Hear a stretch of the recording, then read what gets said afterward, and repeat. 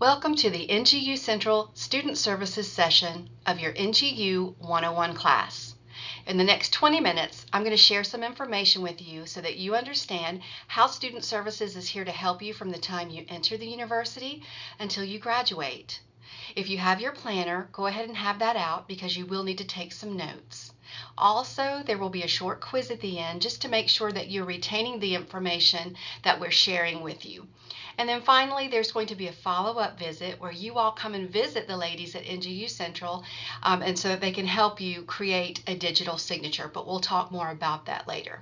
Let's get started. First of all, we want you to understand that there are 3 different departments in student services, each of which can help you in different ways. The first one is financial aid. That's your scholarships, your grants, your loans.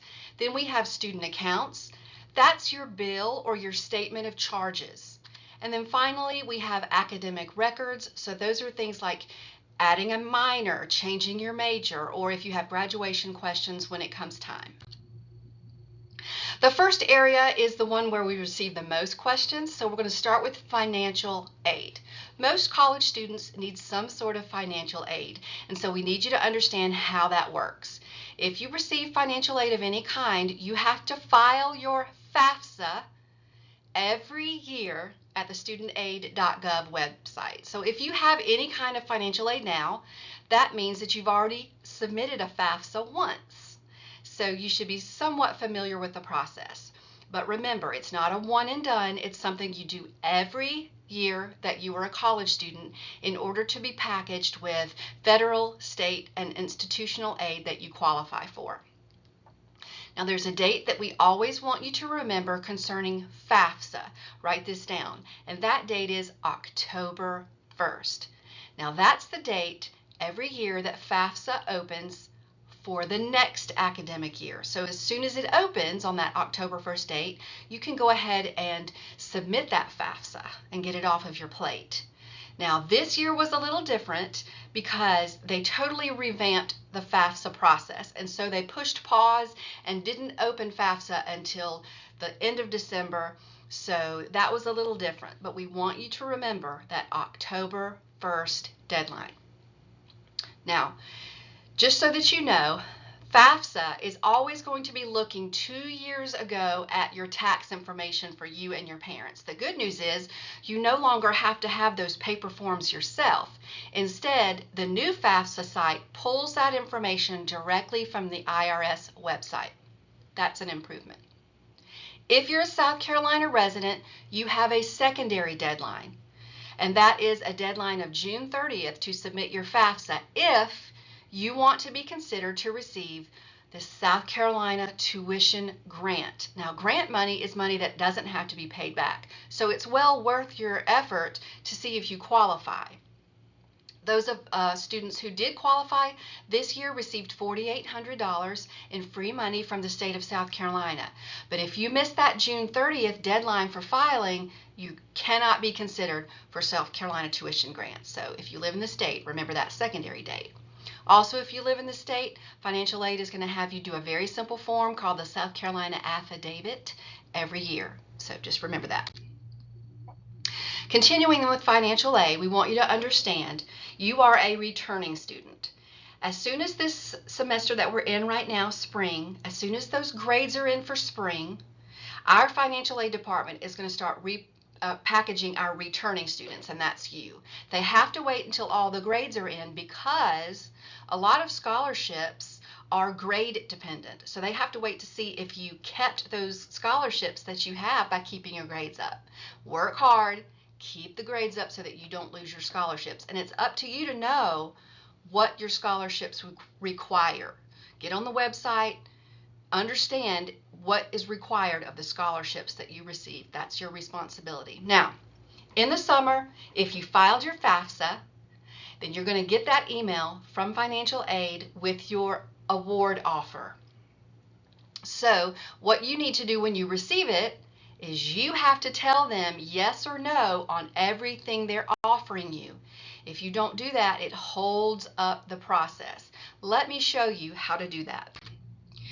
When you go in your student portal and you click on financial aid, it takes you here to the financial aid landing page. And at this site, you're going to enter your social security number, no dashes, and whatever password that you set up for financial aid. Now, if you forget your password or you get locked out, you can email or call NGUcentral. We can get you back in. But once you are in, you're going to the welcome page, and it looks like this. So it's going to give you at a glance, here's what the offer is for you for the entire year. It breaks it down by semester, but then it also shows you something very important, your documents. You don't ever have to wonder, what does financial aid need from me? What are they waiting on? Because it's in your portal at a glance. You'll notice that beside each document that's listed, there is a status bar. If it says received, that means they have that and they're not waiting. But if it says not received, it holds up that award offer from becoming real on your statement of charges. And it just holds up everything. So get them those required documents right away. Remember, you don't have to wonder, it's in your portal. At the top of that page, you're going to select Accept Awards. And when you do that, it's going to take you to this page, and it's going to show you every single line item award that you are being offered. That doesn't mean you have to accept everything. This is where you make your decision, and this is what is very important. If you go all the way to the right, you will see that there is an area that you need to either accept or decline each offer. And it shows you a status bar at the end with a drop-down arrow. And you can either choose, I accept this, or I decline this.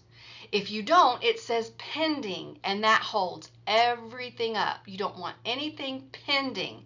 You want to accept and decline, make your decisions, and then you need to submit as the final step. When you do that, those awards are then pushed over and will show up on your student statement of charges as credits against your charges. So don't wait. Get that done as soon as you can. Remember, if you get locked out, you can email or call NGUcentral and we can get you back in your FinAid portal. Now, we just talked about statement of charges. You don't ever have to wonder how much money you owe or what charges are due at the moment, because it's found in your student portal 24/7 by going to Students, Student Accounts, My Account, and then looking at the student statement of charges for the year that you're in. And it's going to show you real, up-to-date, live information. So if your parents ever want to know, you can see it immediately in your portal. Now, we want you to always be looking at your statement, because sometimes charges and things will pop onto your statement at different times and you may not be aware of it. And if you don't make a habit of looking at your statement weekly or so, then what can happen is not only does a charge pop in for a fine or a book that you didn't return or something, but then a late fee is put on. And then another month goes by and another late fee has gone on, and you aren't looking at your statement and things compound. Don't let that happen. Look at your student statement at least once a week so that you can always be on top of what your bill looks like. Remember this, once classes start for any semester, there is a charge every time you drop a class and add a class. So if you want to change your schedule, do all the changing you need to before classes start in order to avoid the fees, because once classes start, day one, there's a fee to change your schedule. Remember that. There's going to be a document that your parents are going to ask you for called a 1098-T. That is a tax document that they're going to want to put with their tax information. And what we want you to understand is that form will be in your student portal under student accounts at the end of January. let your parents know, Mom, Dad, be patient. At the end of January, I'm going to be able to get you that 1098T right from my student portal. I can download it, I can print it out, whatever we need to do at that time. 1098T, they'll be asking. Also, with student accounts, we want you to understand that you have the option to make one-time payments, or you can set up payment plans. So we will always want you to know your options.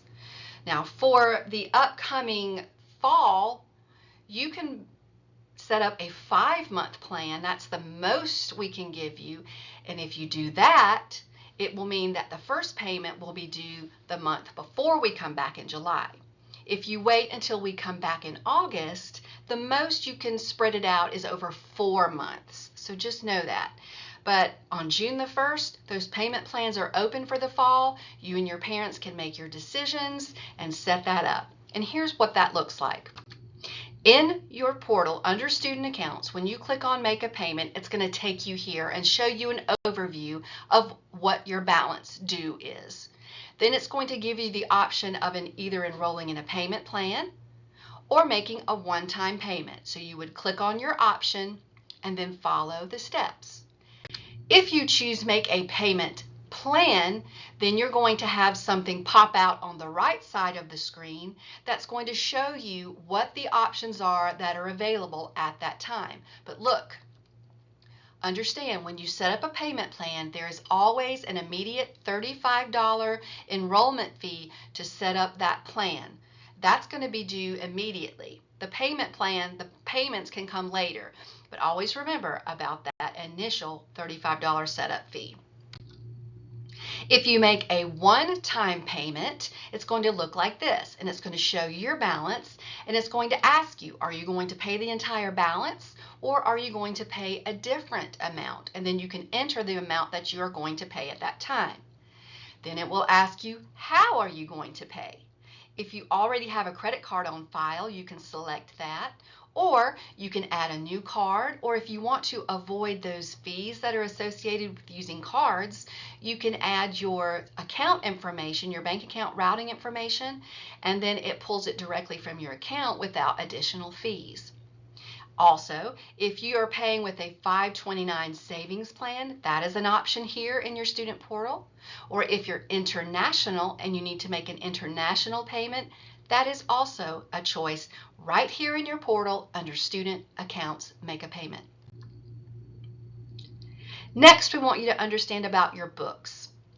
When you come to the university, you are automatically enrolled in the Slingshot textbook rental service, but sometimes students think they're buying the books to keep forever. No, we want you to understand Slingshot is a rental program for the term. So when you get here, you're just renting those supplies for the term, and then they need to be returned at the end of the term, or if you drop a class, you need to return those things immediately to our store, or they're going to charge you full price to keep those. And that can become a lot. So always return those items either at the end of the term, or if you drop a class, give those materials back so that you will not be charged for them.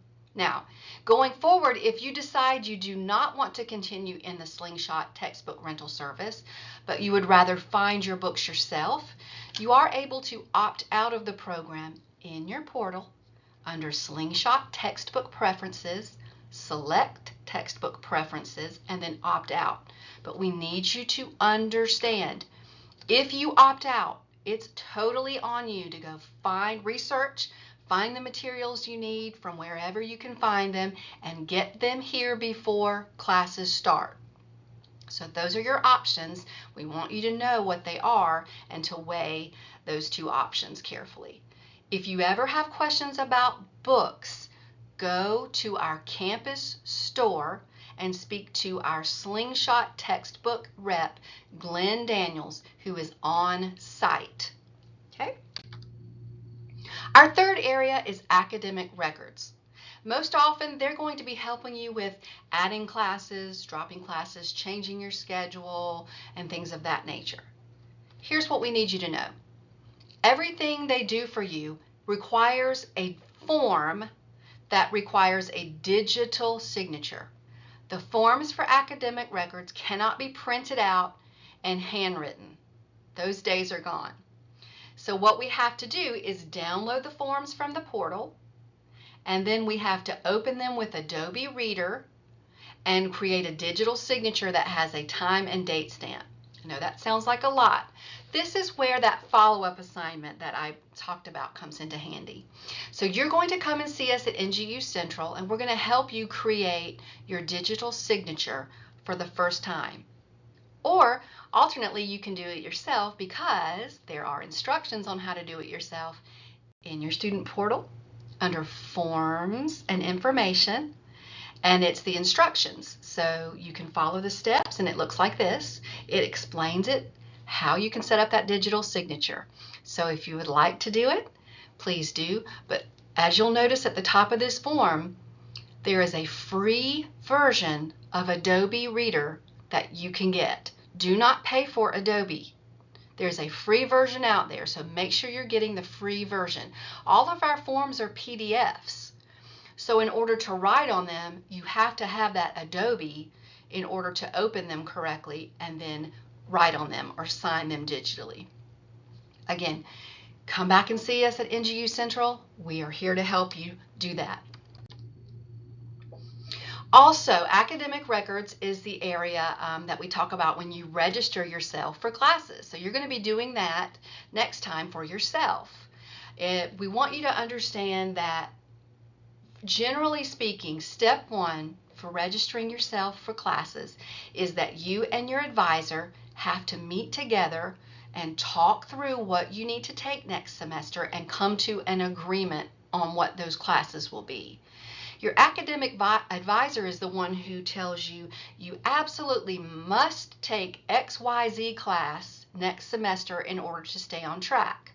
Or they might say, oh, you're a minor in this? Well, then you need to make sure to take this class next, but not this one. So it's important that you have that conversation. Once you do that, your advisor is going to go into their portal and give you what's called registration clearance on their side. If they don't do that, you will not be able to register for anything.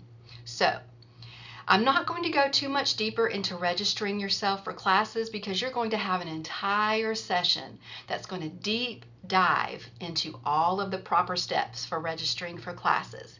But know this, they have already put the course offerings in the student portal for you to look at for summer. So if you're thinking about taking anything this summer, you can go under announcements in the student portal and scroll down to the bottom and see what courses will be offered either on campus or online this summer so that you can make a decision. In mid-February, the courses for fall should also be there so that you can kind of look around and see what's going to be available in the fall so that you can start that conversation with your advisor.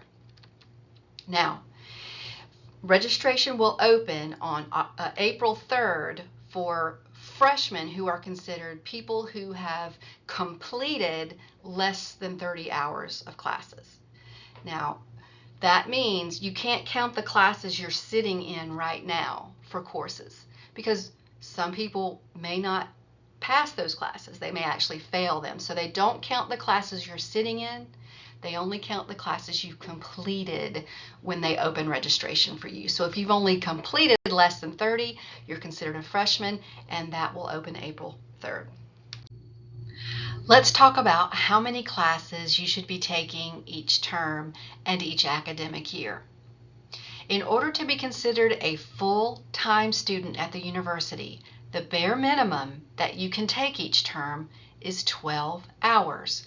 So 12 hours in the fall and 12 in the spring. That would equal to 24 hours for the academic year. But listen closely. Many scholarships like the Life and Hope and the Kalos scholarships require that you complete more than that in order to keep the scholarships. Life and Hope, for instance, require completing 30 hours of coursework toward your degree every academic year in order to keep that scholarship. If you're only taking 12 hours in the fall and 12 hours in the spring, you will not have enough to keep that scholarship. So for those, you need to be taking at least 15 in the fall and 15 in the spring. That would equal 30 completed for the academic year. It's up to you to know what your scholarships require. Get in the financial aid portal, look at what those scholarships require. It's also on the website so that you can always know what you need to maintain to keep those scholarships. We talked about the South Carolina tuition grant. You also have to be full-time every term and have satisfactory academic progress to be eligible for that as well. If you're a student athlete, please listen. Before you ever drop a class, you need to speak with your coach and also with the compliance officer, because dropping a class might impact your NCAA eligibility. So always talk with those two people before you drop a class. Next is FERPA, F-E-R-P-A. That is a federal privacy act that says that as a college student, the federal government sees you as an adult, and as such, that information is private unless you decide to give someone FERPA permission to speak with the university on your behalf. If you want mom or dad to be able to call the university and help you with your bill or with your financial aid, you need to grant them FERPA permission in your student portal under Forms and Information. Set FERPA permissions by giving their name and agreeing on a password that they can use when they call to speak with us. Otherwise, we will have to say, I'm very sorry we cannot speak to you about that because you do not have FERPA permission, but send your student to us and we'll be glad to help them. Do understand about FERPA, and if you want them to advocate for you, it's up to you to give them the permission to do so. Remember, you can find us at Neves Hall in the center of campus. Please don't ever be intimidated. We're here to help you. The last thing is a very short quiz just to make sure that you're retaining some information. And remember, Student Services is here from the time you enter the university until you graduate. Thanks. Have a blessed day.